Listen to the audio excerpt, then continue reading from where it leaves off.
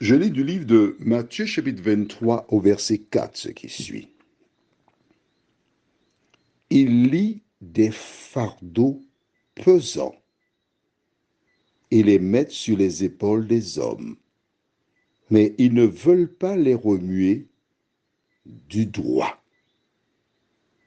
Notre thème, c'est des fardeaux. Prions.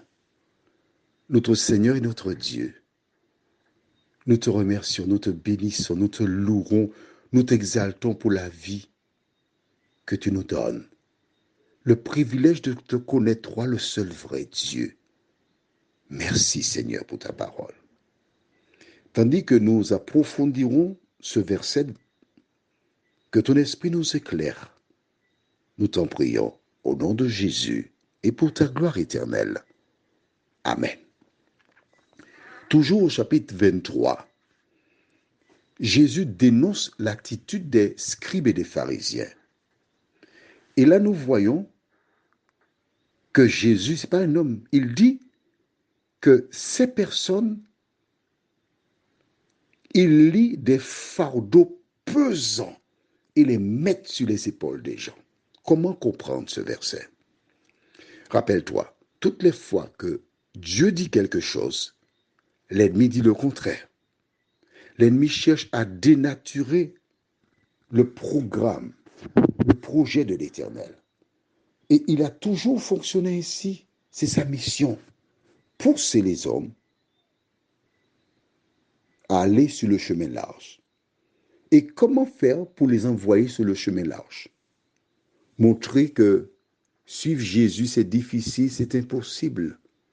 Et voici pourquoi des femmes et des hommes disent, ah, l'évangile, c'est quelque chose de difficile. Pourquoi?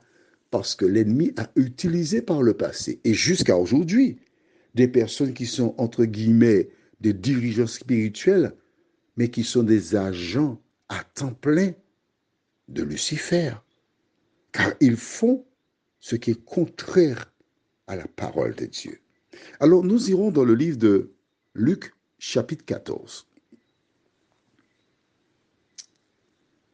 Et nous lisons à partir du verset 1er. Jésus étant entré un jour de sabbat dans la maison de l'un des chefs des pharisiens pour prendre un repas, les pharisiens l'observaient. Et voici un homme hydropique était devant lui, un malade. Jésus prit la parole et dit aux docteurs de la loi et aux pharisiens, est-il permis ou non de faire une guérison le jour du sabbat? Il a posé une question, mais ils ne répondent pas. La question c'est quoi? Est-il possible de faire une guérison du bien le jour du sabbat? Quelle question! Y a-t-il un jour pour faire le bien? Mais pas du tout. On fait le bien en tout temps, en toutes circonstances. Car l'amour du prochain impose de faire le bien. Mais notre bien, qu'au verset 1, la fin, les pharisiens l'observaient. Ils ne venaient pas pour recevoir, mais ils cherchaient des occasions pour condamner Jésus. Ils observaient. Aujourd'hui, tu as beaucoup de personnes qui sont près de toi, pas par amour, pour t'observer, pour te détruire. Alors, la question est, est-il permis de faire du bien le jour du sabbat? Que font-ils? Je continue verset 4. Ils gardèrent le silence. Alors Jésus avança la main sur cet homme, le guérit et le renvoya. Puis il leur dit, lequel de vous, si son fils ou son bœuf tombe dans un puits, ne l'en retira pas aussitôt le jour du sabbat?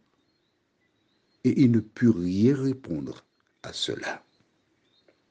Du temps de Jésus, les dirigeants étaient aveugles. Les dirigeants ne connaissaient pas la parole. ils utilisaient leurs pensées.